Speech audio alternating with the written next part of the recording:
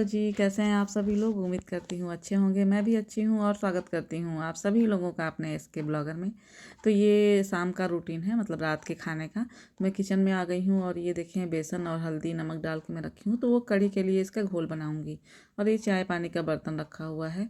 और गोभी जो देखे हैं, इसकी भुजिया बनाऊँगी। ये रही दही और ये रहा कड़ी पत्ता, जो कि कढ़ी में जाएगा।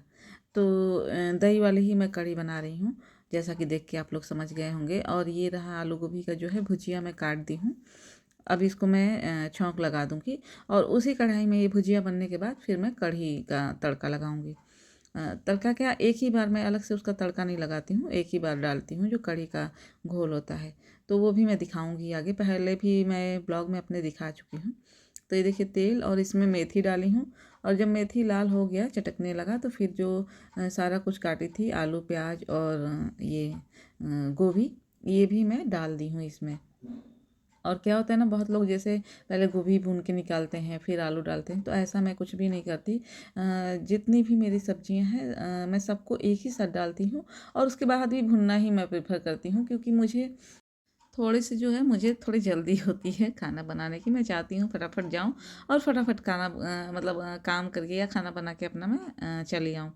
कि और भी बहुत सारे काम होते हैं घर के, सिर्फ एक काम में नहीं जुटे रह सकते। हाँ, लेकिन बहुत सारे खाने या फिर कोई डिश ऐसा है बनाने में टाइम लगता है, तो वो भी मैं बनाती हूँ, ऐसा नहीं है।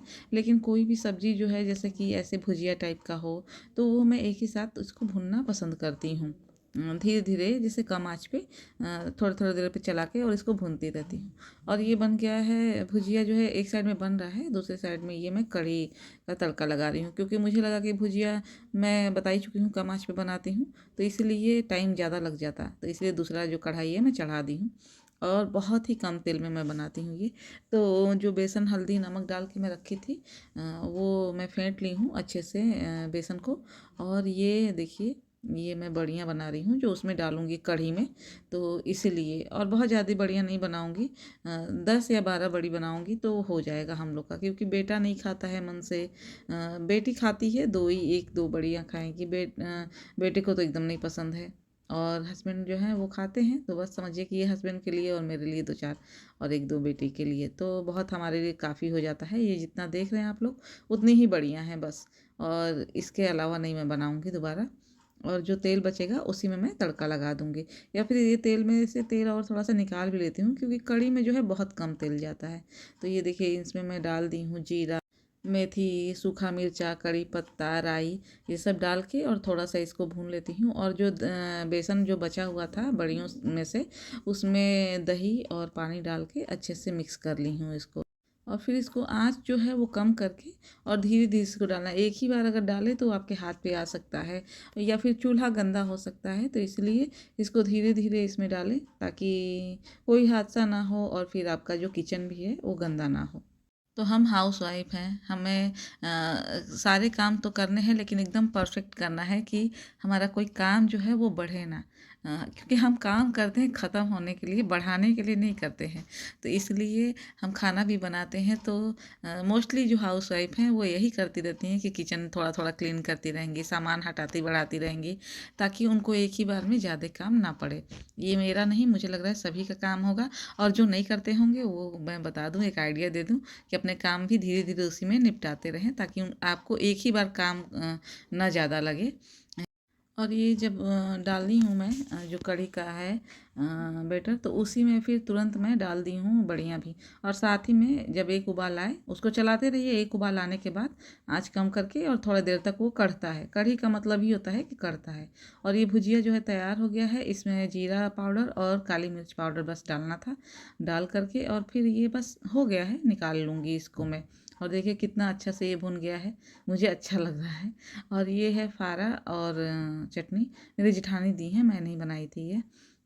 ये चावल के आटे का, चना दाल का जो इसके अंदर भर के बनता है। तो मैं बहुत बार बनाई हूँ, और मैं तो आटे में बनाई हूँ। ये चावल के आटे का है और मैं गेहूं के आटे में बनाई हूँ। और ये आज का यहाँ का मौसम बहुत ही एकदम ठंडा, और ये देखिए कुहेसा, ये रात के 9 बजे का है। इतना ज़्यादा ठंडी था, इतना ज़्यादा ठंडी था कि मैं बता नहीं सकती हूँ। और इस टाइम भी है जब मैं ये वॉइस ओवर कर रही हूँ, ये शुरुआती ठंडी था और अभी मुझे लग रहा है हफ्ते दिन से तो हमारे यहाँ धूप भी नहीं निकला है, इतनी ज़्यादा ठंडी है, एकदम हाथ पैर जो है वो गल रहा है। तो ये आज का मौसम का अपडेट मैं दे दी हूँ आप लोगों को यूपी में। और ये दूसरे दिन का है, तो दूसरे दिन बेटी मंगाई थी बर्गर और भी कुछ मंगाई थी अपने लिए, तो उसका नाम मुझे नहीं मालूम है कि क्या है। तो बर्गर मंगाई थी मेरे लिए और बेटे के लिए। वैसे तो मुझे नहीं मन कर रहा था, लेकिन वो मंगाई तो फिर मंगा दी। और ये देखिए, ये अपने लिए मंगाई थी, इसका नाम मुझे अभी याद नहीं आ रहा, वो कुछ बताई थी। अगर आप लोग को याद होगा तो कमेंट ज़रूर करिएगा। तो बस, और मैं भी इसका एक बाइट ली थी, बहुत ही यम्मी था, टेस्ट बहुत अच्छा था। खैर ऊपर का तो पराठा टाइप का था, हम लोग को जो लगेगा समझ में आएगा। अंदर का जो था उसका स्टफिंग जो था वो पिज़्ज़ा टाइप में आ रहा था, तो मुझे मालूम नहीं है कि क्या इसको कहें। हाँ, नाम इसका याद नहीं आ रहा। और ये शाम का है क्लिप। तो ये देखिए, टमाटर मैं बॉईल कर रही हूँ, तो इसका एक पनीर का सब्ज़ी बनाऊँगी। और ये जो रखी हूँ ये ऑमलेट के लिए मैं काट के रखी हूँ, प्याज और हरा मिर्च। तो मैं दिखाई हूँ बहुत बार कि मैं ऑमलेट बनाती हूँ, हमारे यहाँ चाहिए होता है सबको। और ये गर्म पानी कर रही हूँ, जो थर्मस में मैं भरूँगी। देखिए, ये थर्मस है, इसमें भरूँगी मैं और लेके जाऊँगी ये, क्योंकि रात में भी बच्चे या फिर मैं भी कभी पीती हूँ और हस्बैंड भी पीते हैं। और ये प्याज डाली हूँ मैं, इसको पीस दूँगी मैं, मतलब कि मिक्सी में डाल के। और जो ये बता ही रही हूँ, गर्म पानी में भर के लेके जाऊँगी, क्योंकि ना ठंडी बहुत चरम सीमा की पड़ रही है। तो रात में भी बहुत बार ऐसा होता है कि ये सारा पानी यूज हो जाता है, क्योंकि पानी बहुत ज़्यादा ठंडा है।